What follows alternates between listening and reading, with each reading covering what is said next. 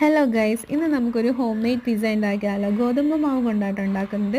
ഗോതമ്പ് മാവ്, കുറച്ച് പാല്, ഈസ്റ്റ്, പഞ്ചസാര, ഉപ്പ്, പിന്നെ കുറച്ച് ഒറിഗാനോയും കൂടെ ഇട്ട് നമ്മൾ കുഴച്ച് അടവ് ഉണ്ടാക്കി വെക്കുക. 4 മണിക്കൂർ കഴിഞ്ഞിട്ടാണ് എടുക്കാവൂ.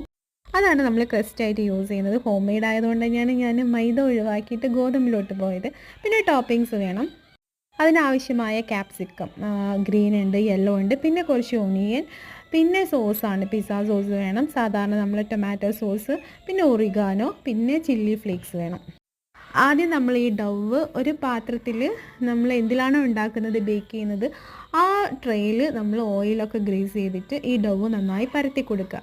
നല്ല പരത്തി കഴിഞ്ഞിട്ട് നമ്മൾ കുറച്ച് ഹോൾസ് ഇട്ട് കൊടുക്കണം കേട്ടോ, കാരണം ഇല്ലെങ്കിൽ അത് പൊന്തി വരും. അതിനുശേഷം എന്നെ ഹെൽപ്പ് ചെയ്യാൻ വേണ്ടി എൻ്റെ മോൻ വന്നു. പിസ്സ സോസ് ആദ്യം ഫസ്റ്റ് ലെയറിൽ പിസ്സ സോസ് നന്നായിട്ട് സ്പ്രെഡ് ചെയ്യുക. സെക്കൻഡ് നമ്മൾ ടൊമാറ്റോ സോസ്, പിന്നെ ഇത് ചീസാണ്, മൊസറല്ല ചീസാണ് ഫസ്റ്റ് ഇട്ട് കൊടുക്കേണ്ടത്. അത് കഴിഞ്ഞിട്ട് ഒണിയൻ ഇട്ട് കൊടുക്കുക, പിന്നെ ഗ്രീൻ ക്യാപ്സിക്കം, പിന്നെ യെല്ലോ ക്യാപ്സിക്കം. നമ്മളെ കയ്യിലുള്ള ടോപ്പിങ്സ് ഒക്കെ ഇട്ട് കൊടുക്കുക കേട്ടോ. ഒലീവൊക്കെ ഇടും, പക്ഷേ എൻ്റെ കയ്യിലില്ല. പിന്നെ ചിക്കൻ പിസ്സയാണ് വേണമെങ്കിൽ ചിക്കൻ ക്രഷ് ചെയ്തിട്ട് ഇട്ട് കൊടുക്കാം.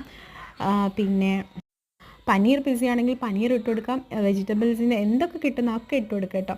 പിന്നെ നമ്മൾ സാധാരണ പ്ലെയിൻ ചീസ് ഇട്ട് കൊടുക്കാം.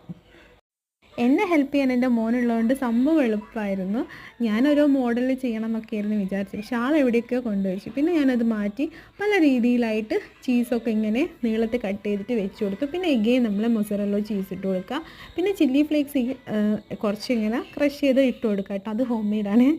അങ്ങനെ നമുക്ക് ബേക്ക് ചെയ്യാം. അതിന് മുമ്പ് നമുക്ക് ഒറിഗാനോ ഇട്ട് കൊടുക്കണം, സീസണിങ്. അത് കഴിഞ്ഞിട്ട് നമുക്ക് ബേക്ക് ചെയ്യാം.